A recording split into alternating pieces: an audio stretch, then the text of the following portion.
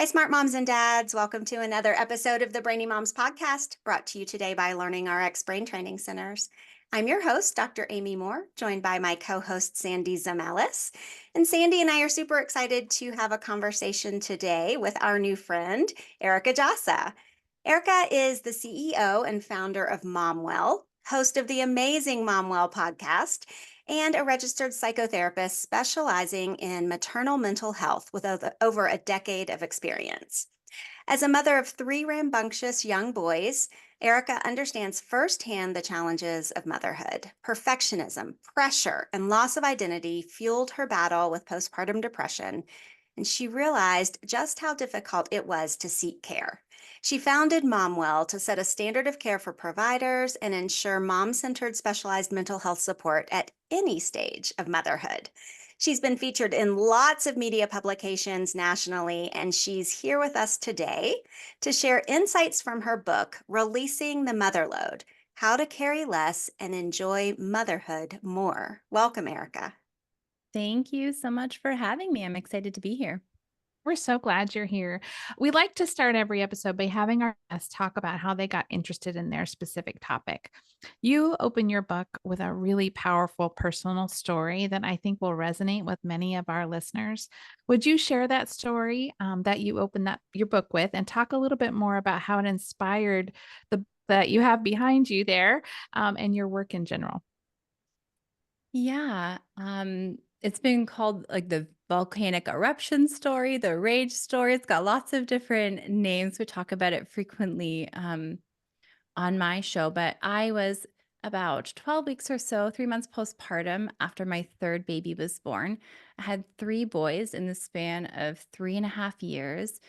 And I was a therapist at the time, had been in practice for a number of years, worked with children and families, and felt like, I should know what I'm doing. Like I have the skills. I'm equipped for this, and found myself struggling, sort of waking up at capacity already every morning. And any little inconvenience would just cause me to be like out of my threshold of my ability to manage with it. This particular morning was just chaotic. I was trying to do one thing for myself. And as moms know, especially in those early postpartum days, very rarely do we get to do that. I was trying to get to the gym and feel, a sense of normalcy. And the pulley on the van door snapped and everything was going wrong. I'm wrangling, two toddlers and an infant. And I pull out on my way to the gym and I get pulled over by a police officer, a male police officer who just like throws the book at me worth of tickets and is trying to say, like, I understand, ma'am, like what you're going through. And I'm like, you have no idea. You have no idea what I'm going through. Like, tell me more about how you understand what I'm coping with right now. And my reaction was just so out of character. I got home. I missed the gym. Obviously, I called my husband. I'm hyperventilating in the driveway, gagging and throwing up. And I'm like, I'm not okay. I am not okay. I've never seen this version of myself before. And that's something I actually hear from a lot of clients who go through, whether it's postpartum rage or anxiety, intrusive thoughts and anxiety, depression, is a sense of like, oh, I don't feel like myself. I don't know who this person is, or this feels so uncharacteristic for me. So my husband came, he was in the city 2 hours away, called and made me an appointment, came home, relieved the kids so that I could go and speak to my doctor. And from that point forward, started taking medication for postpartum depression, but also realized that like this approach to motherhood that I was trying to achieve and live out this perfect, idealistic, Pinterest-worthy motherhood that we feel so pressured to embody and live out was entirely unsustainable. Unsustainable for me, for my mental health, for my family, for my relationship. And in that experience, one of the things that continued to come up that had a heavy impact was I felt I had to carry it all. I felt I had to carry it all by myself because that's what made me a good mom. And I started the work of unlearning these myths or these assumptions and societal messages that we've been taught, and started to work with my partner to redistribute the load in our home in a way that we could both work together as a team and be well. Like it wasn't just all on one person. So that was a catalyst moment for the book. And I went on that journey of unlearning myself to the point that he's almost more the default and sort of primary parent now than me, looking back in the rearview mirror 4 or 5 years. But I learned a lot on that journey of how to get to the place that we are at now. And my therapeutic lens really allowed me to see the beliefs and the norms and the societal cultural norms that kept me stuck in those patterns. So I bring this really interesting identity lens and therapeutic lens to this topic. And it's been really well received so far, which is so exciting. So you titled the book then The Mother Load. What exactly does that mean? Yeah. What does it To me, encompass? I visualize it as an invisible backpack. So, when we become parents, there are all these essential tasks that are invisible, but they need to be done. They're underappreciated, and they often get handed to mom over dad if we're in a like opposite sex partnership. So, this is essential. We feel the weight of it, we don't know how to articulate it. It's so invisible and abstract that it's even invisible to the person who carries it. We can feel it. Like when I had this conversation with moms, we feel the weight of that responsibility. Or like when we get pregnant with our second, there's almost like there's excitement, but there's maybe also dread because we know what comes with it. Like we feel that. But because it is 1,000 tiny things instead of one big thing, it's so difficult to make it visible to our partner. So it's things like anticipating, researching, planning, monitoring all of the inventory in the house, planning, scheduling, all of those cognitive and mental pieces that happen in the background that are unacknowledged and often thankless, but are so fundamentally essential to keeping our household flowing. Why do you think that falls in the mom's lap? Is that a societal thing? Is it just because we're really bad at asking for help? What's contributing, you think, to that invisible backpack that moms seem to take on and dads don't necessarily, unless um, that they're a default parent, like you mentioned earlier? Yeah. When I started writing the book, I was actually surprised that gender norms play as big of a role as they actually do. Like I didn't set out thinking that. Surely there are other reasons, but family of origin and how we have observed what it means to be a good mom, quote unquote, or a good dad plays a big role. And gender norms and societal expectations of these roles also plays a big role. So I talk in the book about this sort of ever scrolling filing cabinet that we have in our brains that holds all of these messages that we've ever received about what it means to be a good mom. We've seen it in our friends' parents growing up, in our own mom, our grandma, on TV, when someone makes a comment about, oh, she really doing that or whatever. And we archive all of these messages into this sort of memory box of what we think it means to be a good mom, or we've been told it means to be a good mom.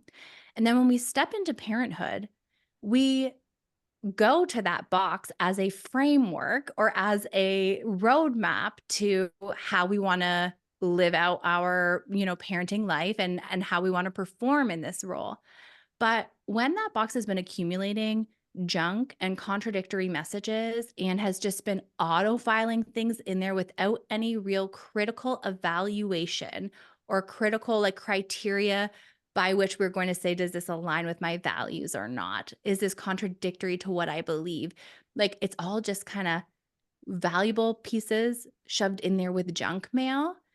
It's so important for us to step back and reevaluate and go through this really intentionally and say, okay, what of this that I believe or that I have internalized over the years, whether it's gender roles, whether it's, what my mom has told me it means to be a good mom, whatever that is, how much of that do I actually still subscribe to and still believe as an adult standing in this moment right now?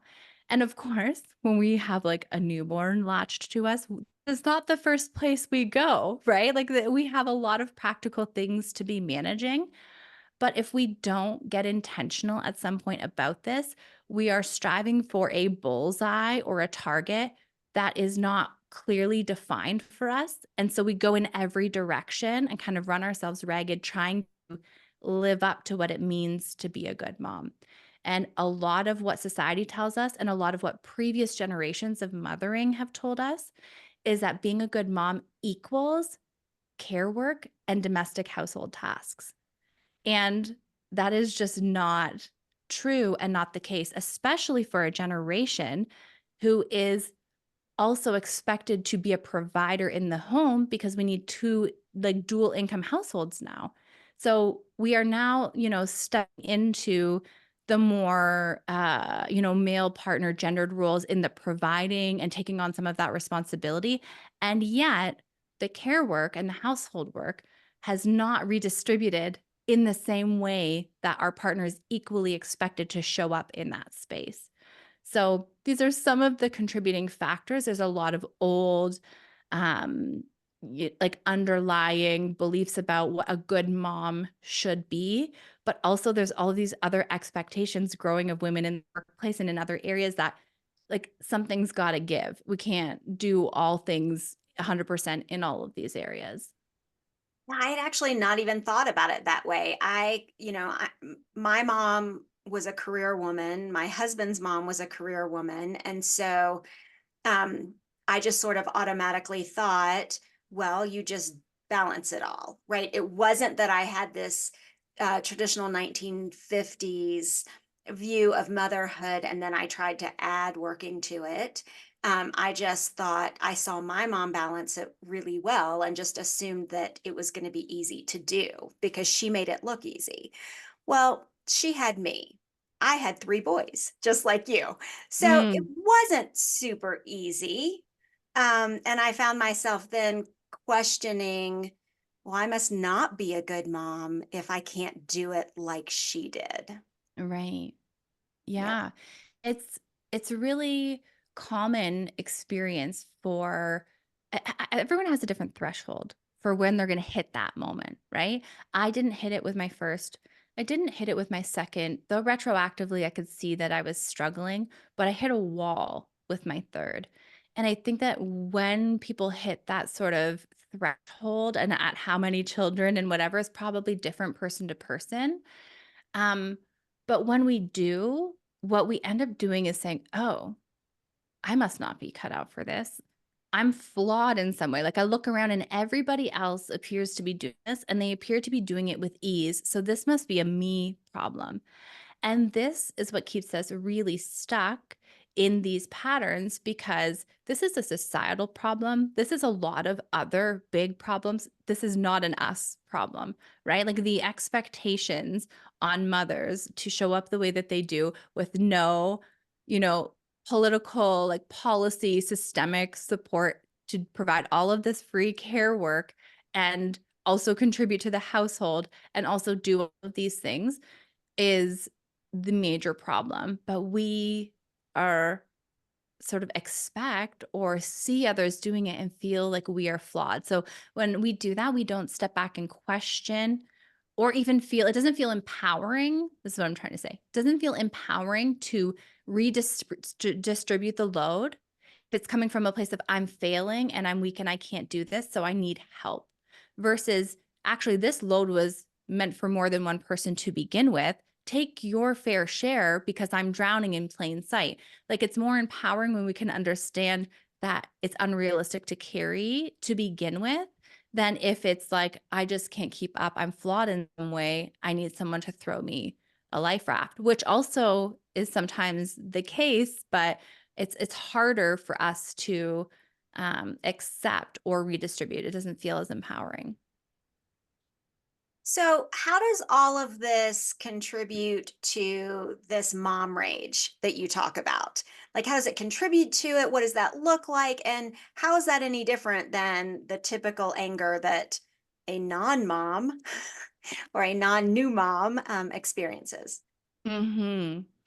Yeah, so I've started anger in a few buckets. We've got postpartum rage, and this is something that we see often shows up with postpartum depression or postpartum anxiety. It is one of the most commonly overlooked symptoms. Anger and uncharacteristic anger is one of the most commonly overlooked symptoms for postpartum anxiety or depression in the postpartum period. So we've got a very physiological thing going on there that warrants, talking to our provider about. And then we've got this, what I call kind of maternal rage or anger. And this is like possibly also in a resentment bucket if it's directed towards our partner or includes our partner. But this is where all of those things, like I was saying, there's a lack of childcare available to us. And then when we do find it, it's not affordable. But also, I'm supposed to show up at work and pretend like I don't have children because I have to be an equal provider in the home, or we can't make it in Toronto or New York or wherever we live. And I'm also expected to carry all the logistics for the care work or organizing the care that will be in place. And I have to come home and do a second shift of all of the logistics of the house. If that doesn't enrage you, just even like thinking about it and how disproportionately unfair that is, some of this is really justified and understandable. But what I see with clients and when working with parents and couples is it gets misdirected and like partners become sort of at war with each other or keeping score because we see our partner as the problem, or they've never been expected to anticipate, monitor. Like this has never been expected of them in their gender/social role ever within the home or with care work. It's increasingly becoming the expectation more now, but it hasn't been. So while we are suffering because they can't see this invisible load, it's not, or often not, most often not the case that they are doing this intentionally to slight us or to hurt us or to harm us. But because we can't see the other context, our partner becomes the enemy. And so mom rage can be a couple of different forms. Like we can have different targets. It can be our partner, like targets of our anger often are people who are around us, can be ourself. We can go inward with our anger. We can be hard on ourselves. It can be our partner. It could be our children. For me, I felt this more postpartum rage that I was talking about. I felt that with my postpartum depression, but I actually felt it towards my toddler who is in a very busy and reckless stage that I couldn't take eyes off of him for a moment. He was dumping shampoo all over the couch, or actually bought a bell that I put around his ankle so I could know where he was in the house because he was just so mischievous and like into everything. Right. So my frustration or irritability, though I didn't lash out, and that's not how I deal with my anger, but my irritation was often with him. And so understanding what is going on behind our anger. Is this rooted in something physiological going on, like postpartum depression for me? And when I treated that irritability, like the clouds parted and it left and it was totally different. Or is it we are feeling this unjust unfairness, and how do we work through that and clearly identify the actual problem versus seeing our partner as the problem? That can be a really sticky situation to get into. Well, I and they love that you can't read said our that. minds, right? Right. Mm. Well, again, I feel like I love that you said that, you can channel that anger in many different places. Oftentimes it does land on the partner. So let's talk about that a little bit. How do you open up that conversation to your partner to help share that load? Because you're right. We have taken on this invisible pack, but they have their own invisible pack that's different. And how do the two come together to be able to figure out what those family values are going to look like, or what that shared load is going to look like? Yeah. It's, You brought out a really great point, and this is something that I really try and approach in the book is a neutrality here because I find, and I have a lot of conversations in this space, and there's a lot of different creators in this space, and it can be very like anti-husband bashing, and I can understand where that might come from. But that was not my experience. I had the most willing and supportive partner, and I had really with my A-type perfectionist, you know, personality was like, I'm going to kill this motherhood thing. I don't even need you for this. Like, I'm going to just rock this. Right. So I saw the patterns play out in a way that he didn't put them on me. And I kind of co opted myself into them and sort of we hadn't had conversations about them. So I have a very neutral stance. Our partners have their own socialized roles and pressures. Now, they are around family, but in a different way. I have a couple podcast episodes on the invisible load of fathers and what that is, and trying to really unpack it with some clinician dads in this space.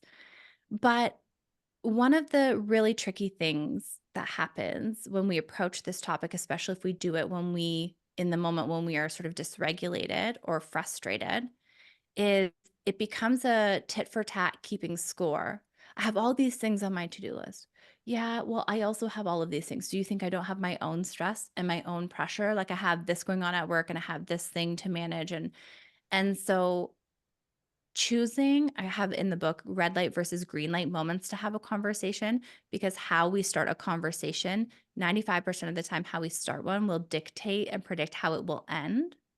So, not flying off the handle when I see the dishes in the sink and choose the moment when the kids are around and I'm already dysregulated to launch into a conversation about how you never do anything around the house, but really taking it away and chewing on it to understand what is it that is actually bothering me? Is it the dishes? Is it that you don't anticipate that I'm going to need a clean and empty sink for dinner time or to prep lunches in the morning for the kids? Like, is it that you aren't, in tune with the routines of the house? There's something really concrete there that I can communicate in a positive way.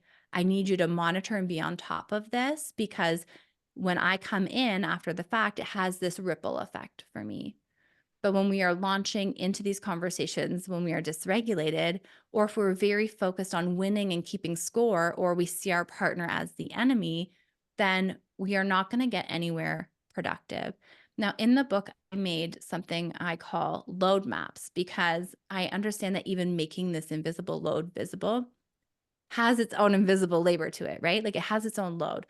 So I tried my best for the sort of universal loads that we might experience to map them out and make them visible for you so that you have a concrete tool to sit down with your partner and show them the things if you have a hard time finding the language so that you can maybe even go through those lists and put each initial beside each task to do a little tally or inventory to say, look at this. Like these are the things that you don't even have to think about day to day that I'm managing and carrying. And what on this list are you able to take on? Because this is too much for me. But how and being intentional with how we go into those conversations really matters.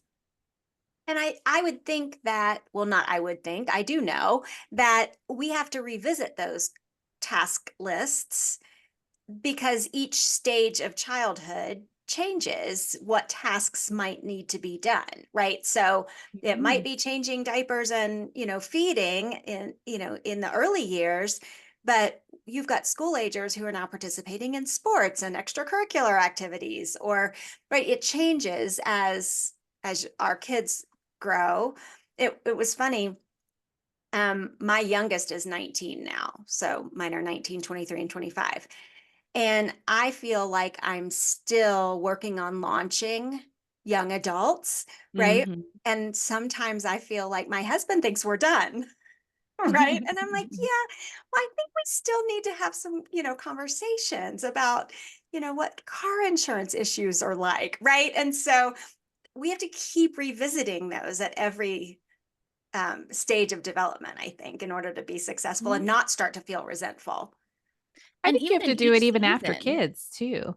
Yeah. Yeah, Like, as an empty nester, husband and wife, had a big conversation not too long ago because both of our jobs require a lot of time. So, again, you've got to figure out who's doing the laundry, who's making dinner, Right. who's going to the grocery store. Like it never ends. Which you actually point out in your book, Eric. Like these are things that don't have a finality to them, right? These are all There's these tasks. no Yeah. state of done. They're cyclical, and I think that we aim for a state of having, let's say, the house on done mode so we can rest and relax, but none of these household or care tasks often are linear in that way. They're often cyclical. So it feels defeating to finish the laundry, to have the kids come home from camp and just throw laundry back in the empty baskets. They were empty for 1 minute, But it's to be expected because when we can see them as cyclical, they're never in any one static state. They're always moving through the different states. And it's really important to note that even season to season within our own lives, like when I was launching the book, for example, my husband had way more of the load than I did because had so much going on at work. And we're in, coordinating the summer camp schedules and crazy pickup and drop offs right now. Like that ball is always fluid and in motion.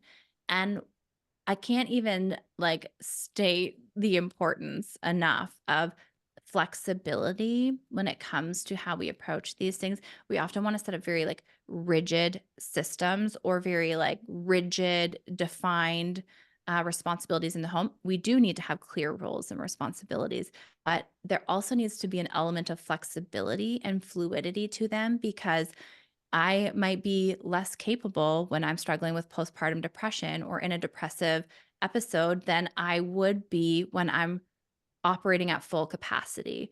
And so things are always ebbing and flowing depending on the stressors in our lives, the stage we're in, the work projects we're facing. And so I make a case for having, regular check-ins with your partner and getting in a really good communication routine of where that's at because it should get into like a really natural dance and ebb and flow as you get better at this over the years. Yeah, we had we had very clear what we would call MR and DR, dad's responsibility, mom's responsibility. And what I found was if there was, my husband was in the military for 26 years. And so if he was deployed, I would still need to be able to know how to do those things that were labeled dad's responsibility and whatever the alternative if I was on a work trip.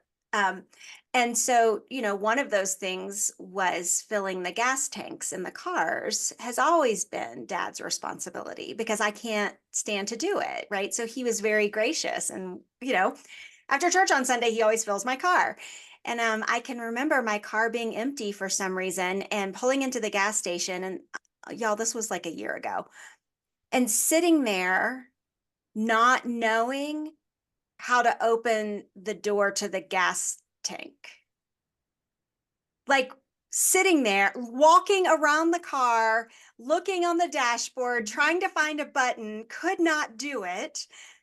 Right. My husband's an OR nurse, and I'm sitting there thinking, there's no way I can call him. I ended up calling him, and he just happened to be in between surgeries and was able to say, you just push the door and it opens up. But I thought if I had just asked, hey, just in case I ever have to get my own gas, maybe you should show me how to open the tank door. It's kind of embarrassing. I can't even believe I just No, shared this that. was me at Costco a month or so ago. Um, Grocery shopping is one of the things that my husband does now. I went to Costco for I don't know what reason, probably because I wanted to like actually shop. Like I wanted to like get things like not on the list type things. And do you think I could even remember the PIN code for my debit card? Because the only place I use my debit card is at Costco. And I hadn't used it in so long that I was like, how do I even use this debit card right now? And it's moments like that where, it shows how much things have changed for us. And then also, we have something in our company called SOPs, standard operating procedures. In the book, I talk about it more as like maternal knowledge or parental knowledge, the knowledge that we gain by being in proximity with our children and being the one in these roles day in and day out.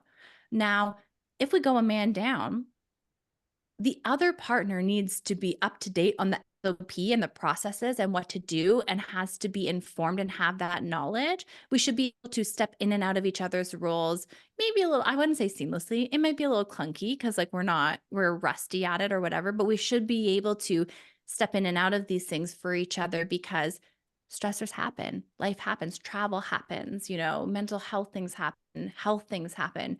So this sometimes I feel like maternal knowledge sometimes feels like it gives us power, like, mother's intuition, mother knows best kind of um, mentality sometimes. But the more that we can be in sync and attuned to this knowledge between our partnership and our parenting, the more empowering it is because the more freedom we have to step in and out of this role with a bit more ease.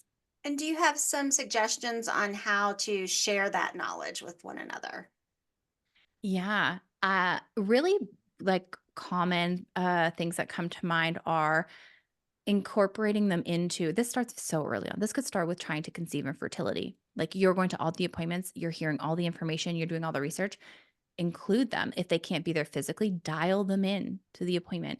The research together, like all of this accumulating of mental knowledge, maternal knowledge, whatever bucket we want to put it in, starts very early on. And if we build systems or think about ways to share that, then um, we set ourselves up to not have like such a not deficit, like backlog to have to like get them up to date on. But I was at that place where I had that backlog and we worked, sort of section by section, starting with like the school. He took over as the primary school contact. They don't even know me anymore. I can walk in and they're like, "Who's your child?" And my husband walks in and they wave him down. They're like, "I'll call him. He'll be down in a moment." So start with like one section that feels doable, that you don't feel so anxious about letting go of because it's so close for you, but you can, build some tolerance around and start there with one domain or one area and get them up to speed, have them take ownership over it, and then have weekly syncs or bi-weekly, like whatever that looks like for your schedule. We kind of do daily syncs for like immediate things in the week. Then we do weekly syncs on like the bigger items or what needs to be scheduled or what camp is coming up next week and things like that. And then carve out time for bigger overarching syncs as well, like whether it's family planning, values, vacations, and things that we don't get to talk about day to day, but building in that communication, so important. What suggestions do you have for single parents? Because it's a different hurdle for them, but they still need that respite. They need that ability to share the load. Yeah, it's interesting. It can vary whether the co-parent is involved or not involved. How contentious that relationship is can also play a big role. But one of the things I was really conscious of writing the book was that you don't have to be partnered in order to read it and to learn strategies to release the load.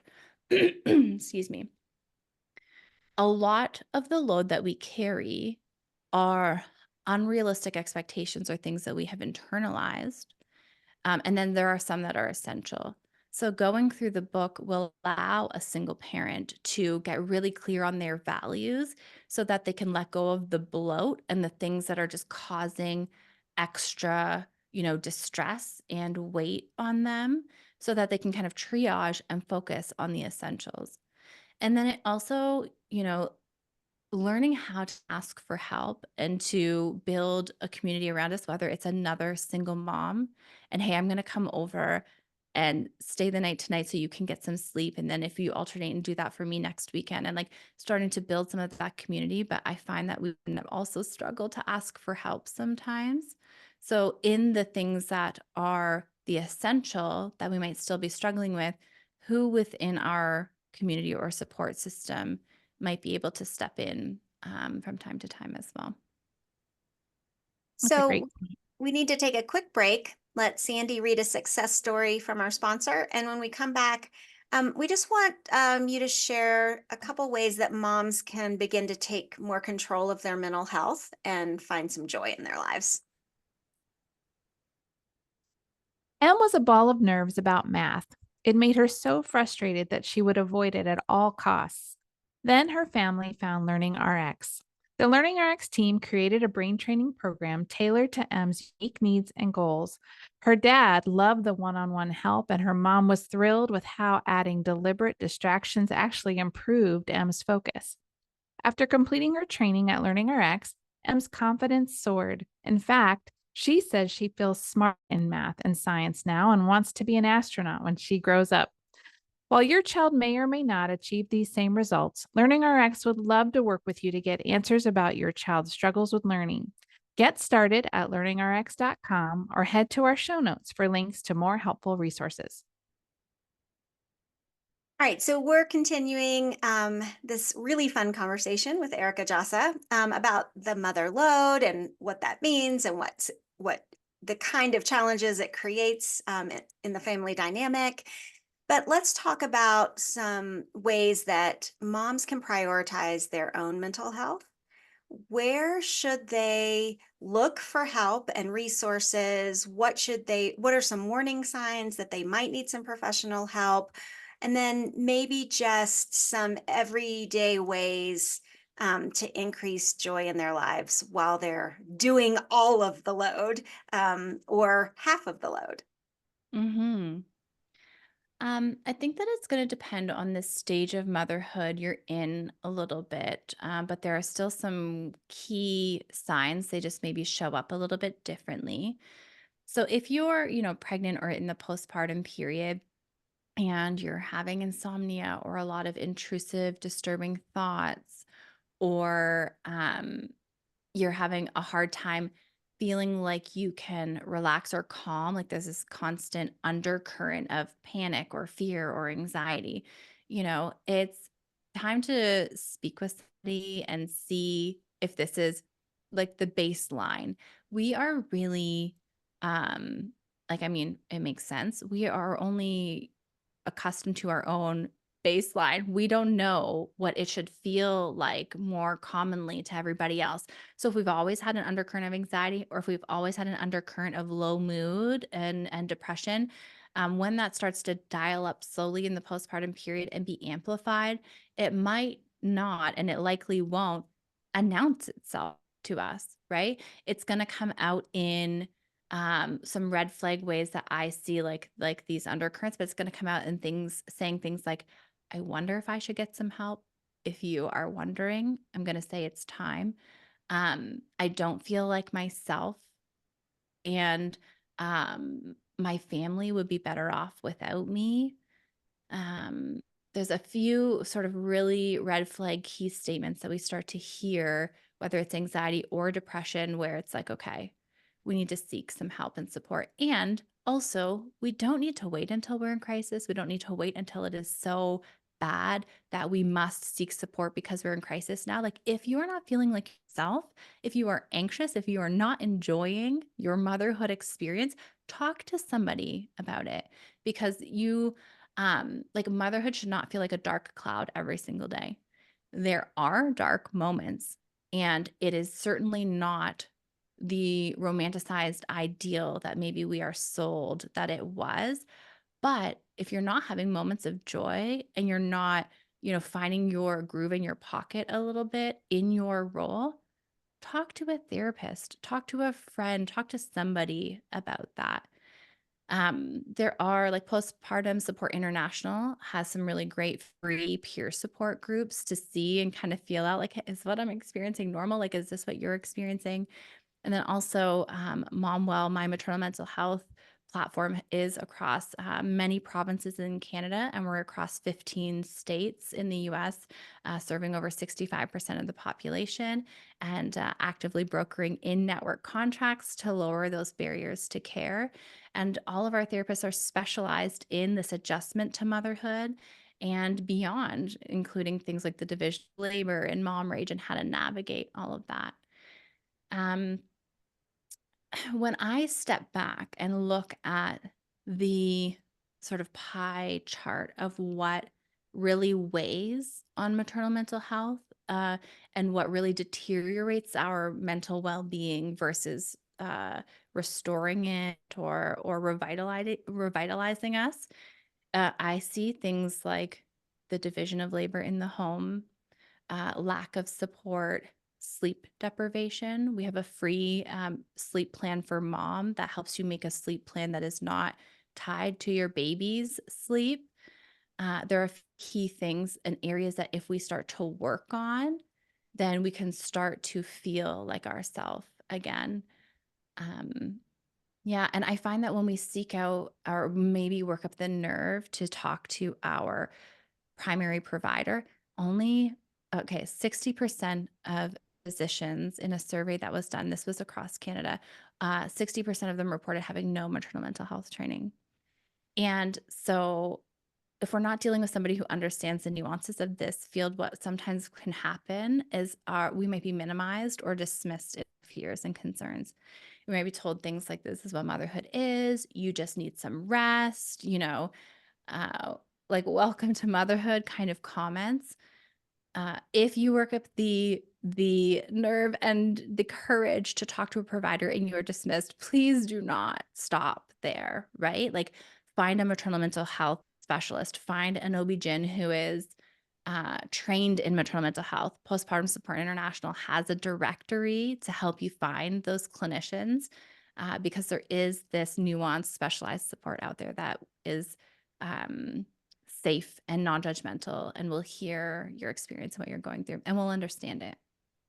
So, most insurance companies in the United States will allow you to self-refer for mental health therapy, but there are still some insurance companies who still require a referral from a primary care provider. So what language do you suggest moms would use so that they don't encounter some pushback or gaslighting or some of that you're talking about? Oh, it's just part of, being a new mom. How should they insist on needing and getting this referral? Mm-hmm. I feel like the most common language that physicians or, other providers are more accustomed to and gets talked about more these days are postpartum depression or postpartum anxiety. Like those are pretty mainstream things that we can talk about and say, like, can I have a referral for postpartum depression or a therapist or a doctor or something? And then if I'm being dismissed, I might also like ask if they have maternal mental health or any specialized training in this field? And if not, do they know somebody who does? Like, it's okay to ask for a second opinion or to go in with some questions because when we're talking things like intrusive thoughts can sometimes be scary and disturbing thoughts about harming your baby. But I know as a trained clinician that there's zero intent behind these thoughts. And I know how to distinguish them from psychosis and psychotic thoughts. And so you want somebody who you can trust opening up to. So doing your research and even asking them a few questions and interviewing them a little bit first. And if they don't have the specialized training, then asking to be referred out to somebody who has that training, and even maybe come equipped with the provider who you want the direct referral to, because Postpartum Support International's directory can give you that, and come informed about their background and their training. Unfortunately, that's some of the work we have to do. For sure. What would you like to leave our listeners with? Because we are just about out of time. Yeah, I think that if we can shift out of the I am flawed and that's why I'm failing at this, and shift into seeing that what is expected of me is unrealistic and wasn't my burden to carry individually to begin with, then we can actually start to make some changes. When we're stuck thinking that we are flawed and we are not cut out for this role, what solution is there for a person who is broken? Like all creative problem solving and planning and, solution seeking stops there. And then we really prolong our suffering and our distress. So I just challenge you to step back a little bird's eye view and see that what is being expected of you is what is unjust and unfair. And this is not a you problem. Have some self-compassion and lots can change from there. Great advice. Erica Djossa, thank you so much for being with us today. We will put links to access Erica and her work and her book in our show notes. You can find her at momwell.com, on Instagram at momwell, on TikTok at mom.well, and on Facebook at happy as a mother. Again, we'll put that link, a link to purchase her book, in the show notes. Listeners, we enjoyed having you with us today. We really appreciate you listening to us and our show. If you love us, please leave us a 5-star rating and review on Apple Podcasts so we can reach more smart parents like you. And we'd love to see you on Instagram. We are at the Brainy Moms. If you want to know more about what Sandy does day in and day out, you can find her on TikTok at the Brain Trainer Lady. So look, that's all the smart stuff we have for you today. We'll catch you next time. Have a great week.